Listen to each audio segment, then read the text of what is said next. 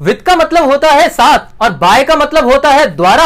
अब ये मत कहना दोबारा, आज इस छेनी हथौड़ी से मैं आपका ये भ्रम तोड़ने वाला हूं। वीडियो में मेरे साथ बने रहे एंड तक। Welcome to your channel dear sir.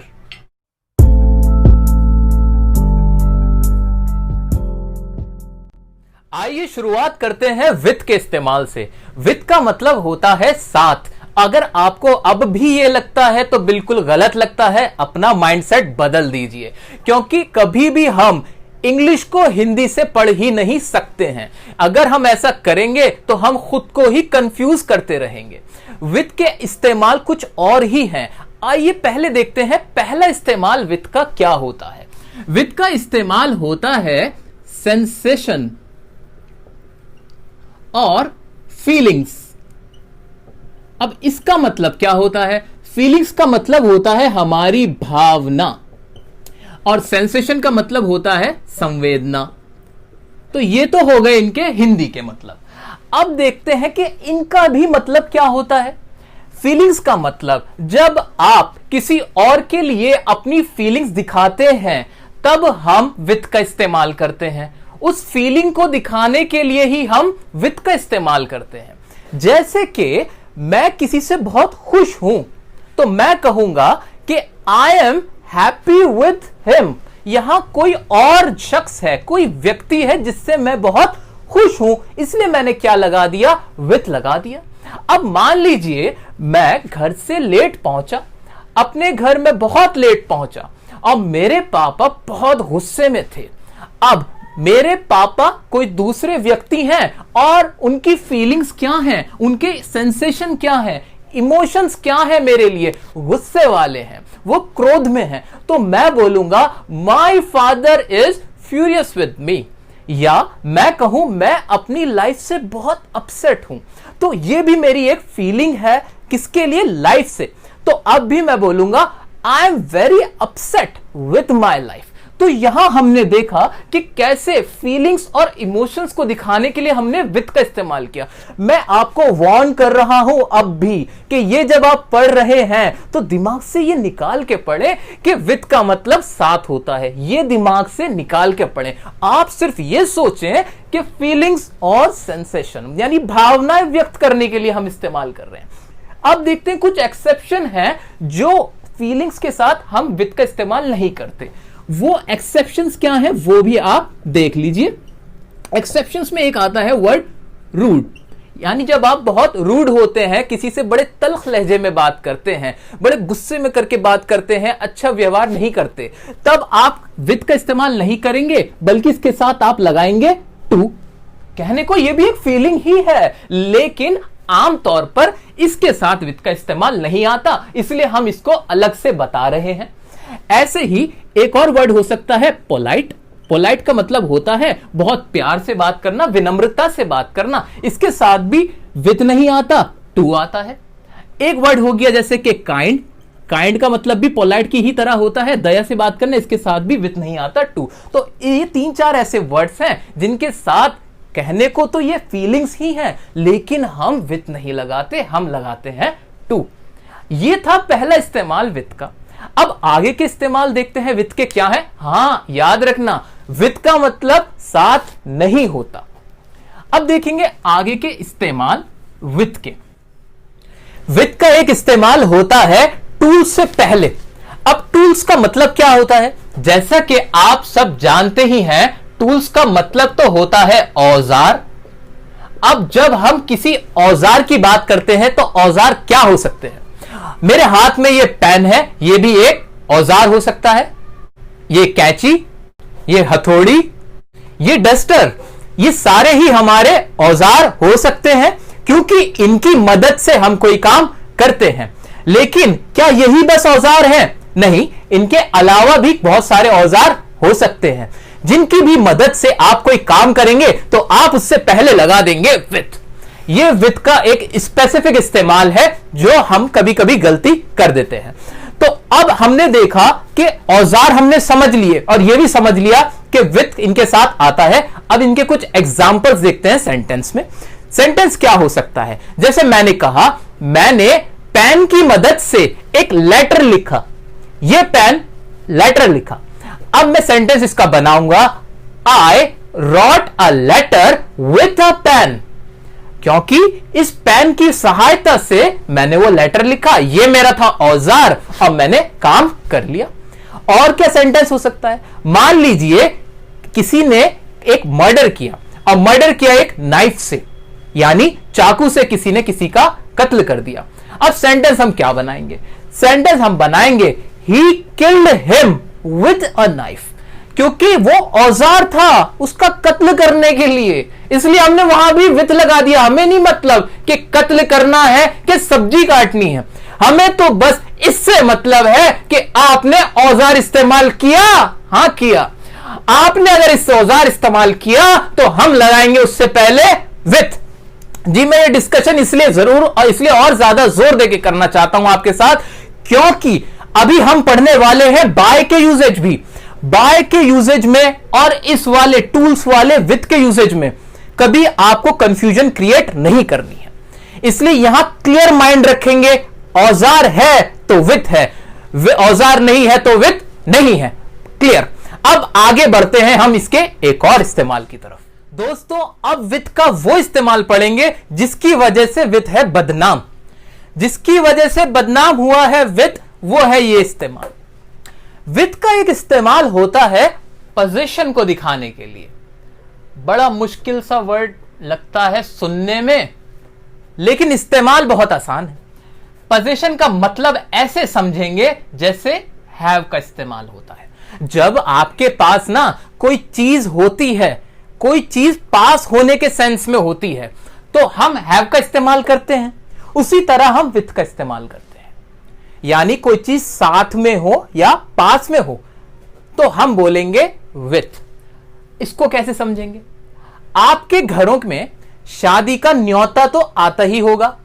अब उस शादी के कार्ड को कभी ध्यान से देखना, अगर वो आपका रिश्तेदार करीबी होता है तो वो लिख देता है विथ फैमिली। अब विथ फैमिली का यहां मतलब क्या होता है कि आओ परिवार संग चलें, लेकिन उसका रियल मीनिंग तो यही होता है ना कि वो चाहता है कि आप अपने परिवार के साथ आए, यानी फैमिली के साथ आए, इसलिए उसने क्या लगा दिया? विथ लगा दिया कि आप उन्हें भी साथ में लेके आए। तो विथ का इस्तेमाल कोई भी चीज, किसी भी चीज का पोजीशन यानी पास होने के सेंस में, साथ होने के सेंस में आप दिखाना चाहते हैं तो आप विथ लगा दें। अब सेंटेंस क्या हो सकते हैं इसके? सेंटेंस हो सकते हैं जैसे मैं कहूंगा आई want a home with a garden. इसका मीनिंग क्या निकला? मैं एक घर चाहता हूं गार्डन के साथ। अब गार्डन कोई इंसान तो है नहीं कि मैं उसके साथ घूम रहा हूं, नहीं, मैं चाहता हूं ऐसा घर जिसमें गार्डन भी हो, गार्डन का भी वहां पे होना जरूरी हो, उसके साथ में हो, इसलिए मैंने बोला I want a home with a garden. ऐसे मैं कह सकता हूं we want a life with happiness. मैं एक जिंदगी चाहता हूं, एक जीवन चाहता हूं खुशियों के साथ। अब हिंदी से इंग्लिश पे आते हैं। अब मैं कहना चाहता हूं मैं पास होना चाहता हूं अच्छे नंबर से। अब इसकी इंग्लिश आप भी बना सकते हैं। जी हां, इसकी इंग्लिश वही बनेगी क्या? I want to pass with good marks. अब ये सारे सेंटेंसेस, इनकी कोई लिमिट्स नहीं है। लिमिट्स इसलिए नहीं है क्योंकि विथ का इस्तेमाल यहां पे पोजीशन के लिए, अब पोजीशन किसी भी चीज का हो सकता है।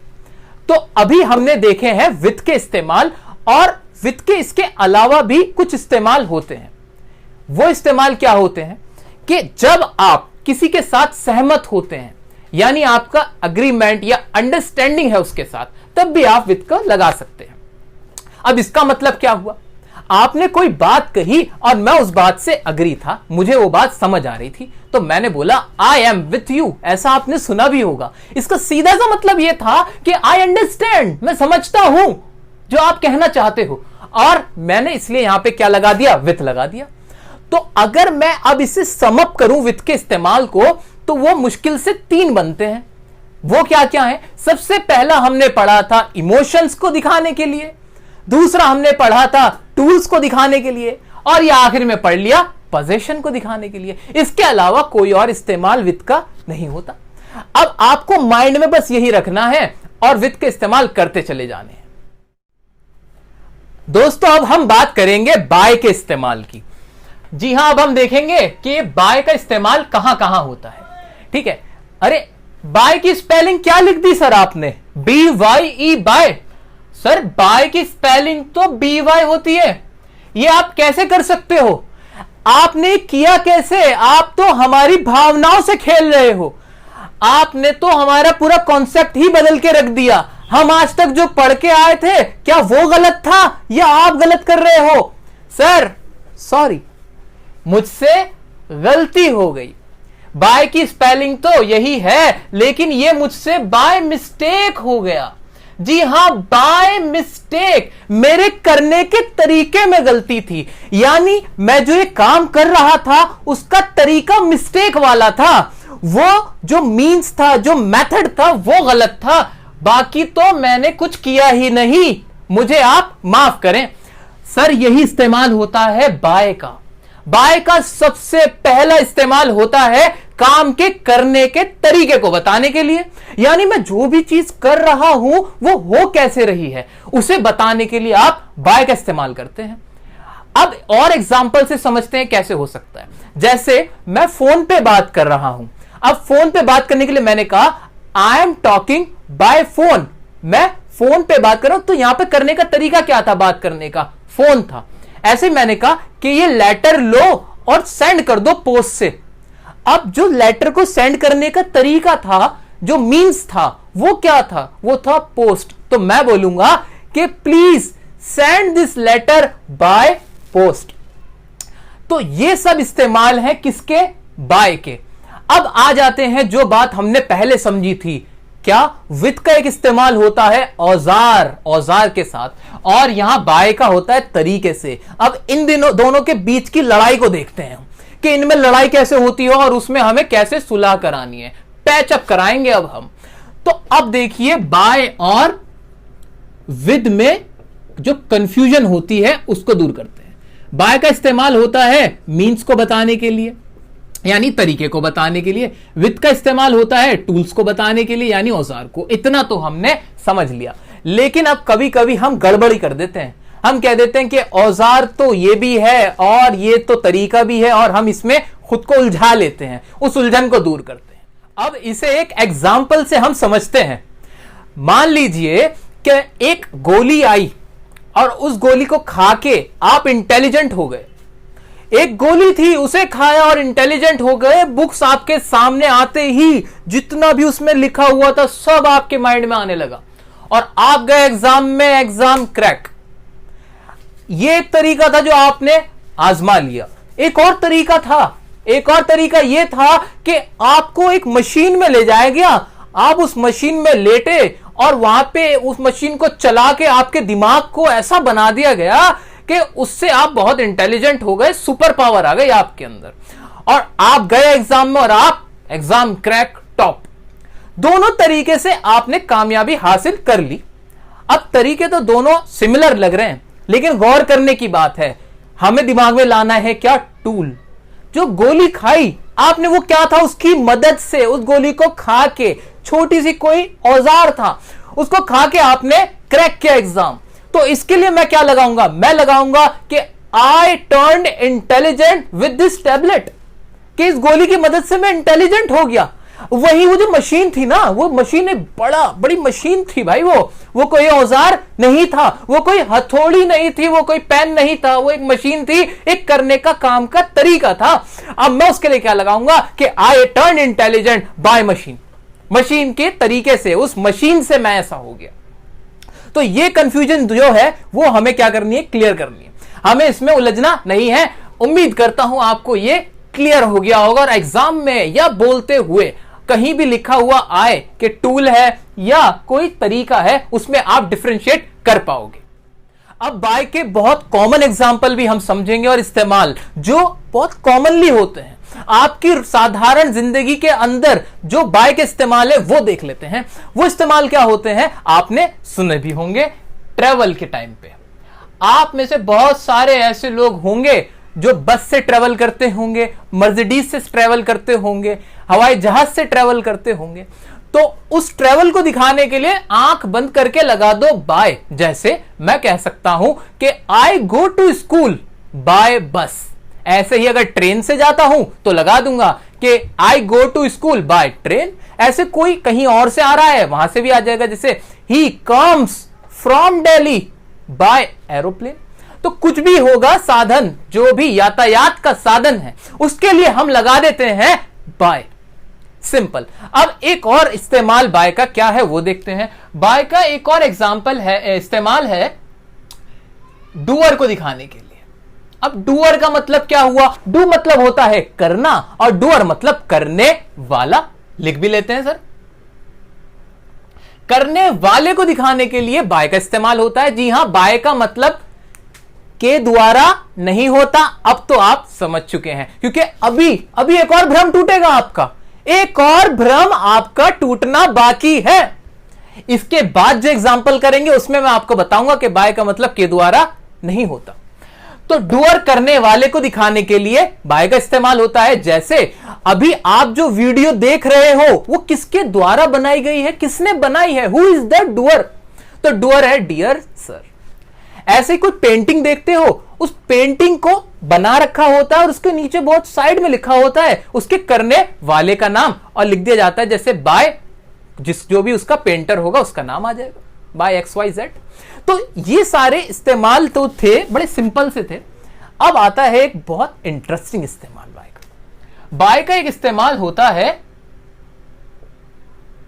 नेक्स्ट टू या बिसाइड, यानी पास में होने के लिए दिखाने के लिए। अब कौन सा पास है ये? पास कौन सा है? साथ में होने के लिए? नहीं, बिल्कुल साथ में होने के लिए नहीं। साथ में नहीं है लेकिन पास है। हम साथ होके भी पास हैं, ये वो वाली बात हो गई।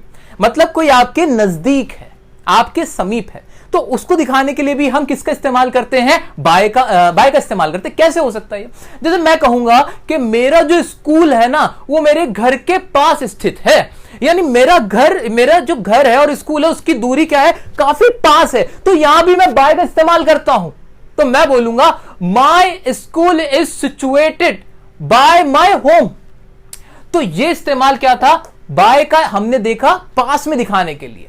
जैसे एक और इस्तेमाल देखो, that he is standing by me, मतलब वो खड़ा हुआ है मेरे साथ में, मतलब मेरे पास खड़ा हुआ है, ज्यादा दूर नहीं है मुझसे। अब लगाओ वाला लॉजिक कौन सा? हिंदी वाला, कि बाय का मतलब के द्वारा होता है। नहीं लग सकता, बिकॉज इसकी कोई हिंदी से हम पढ़ ही नहीं सकते। इंग्लिश को इंग्लिश से पढ़ेंगे। हां, हिंदी लैंग्वेज हम कम्युनिकेशन के लिए इस्तेमाल कर सकते हैं कि हां जी ये इसको ऐसे समझाने के लिए जरूर कर सकते हैं, लेकिन हमें उसका इमोशन देखना है, उसका जो नेचर है वो देखना है कि कहना क्या चाहता है। ठीक है, एक और इस्तेमाल अब हम देखते हैं बाय का, जो कि आखिरी इस्तेमाल भी है। बाय का इस्तेमाल होता है डेडलाइन को दिखाने के लिए। डेडलाइन क्या होता है सर? जैसे बहुत सारी डेट्स आती हैं, नोटिफिकेशंस आती हैं। मान लीजिए कि आपको कोई नोटिफिकेशन आई कि आपको यह काम इस डेट तक करना है, इसके बाद करना अलाउ ही नहीं है। बहुत सारी चीजों की नोटिफिकेशन होती है, डेट्स होती है। आपके एग्जाम फॉर्म की डेट है मान लीजिए 31 अगस्त। अब 31 अगस्त तक आपको एग्जाम फॉर्म हर हाल में फिल करना है। अगर आप फिल नहीं करोगे तो फिर आप फिल कर ही नहीं पाओगे। तो ये डेडलाइन है 31 अगस्त। अगर इस तक कर दिया तो कर दिया, इसके बाद आपको कोई भी अलाउ नहीं करेगा। अब ये जो था, इतना जो ड्यूरेशन था और जो यहां के रुक गया, तो इसको हम कैसे दिखाएंगे? बाय से दिखाएंगे। अब एग्जांपल से समझते हैं। जैसे मैं कह सकता हूं कि you can submit your form by 31 अगस्त, कि आप अपने फॉर्म सबमिट कर सकते हो 31 अगस्त तक। तो मैंने डेडलाइन दे दी सर, उसके बाद नहीं करोगे। मैंने ऑफिस में किसी ने, बॉस ने कहा कि मुझे ये फाइल मंडे तक चाहिए, तो इसकी इंग्लिश क्या बनाओगे? I want this file by Monday. ऐसे स्कूल में भी तो होता है, स्कूल में भी तो होता है।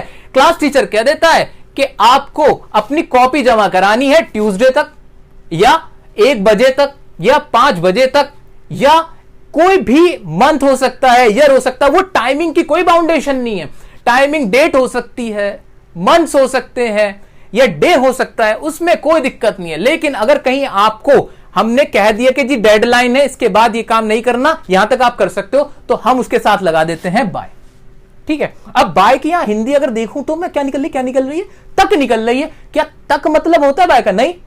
तो अब आप समझ गए होंगे। विद प्रूफ हमने समझा, विद प्रूफ हमने समझ लिया कि बाय की हिंदी द्वारा नहीं होती, विद की हिंदी साथ नहीं होती। यह मन से भ्रम आप निकाल दीजिए। दोस्तों, बाय के इस वाले इस्तेमाल के लिए आप हमारी एक वीडियो है बाय वर्सेस अंटिल की, वो भी देख सकते हैं आई बटन पे क्लिक करके। और प्रेपोजिशन के पार्ट 1 और बी भी आई बटन पे क्लिक करके आप जाके आराम से देख सकते हैं।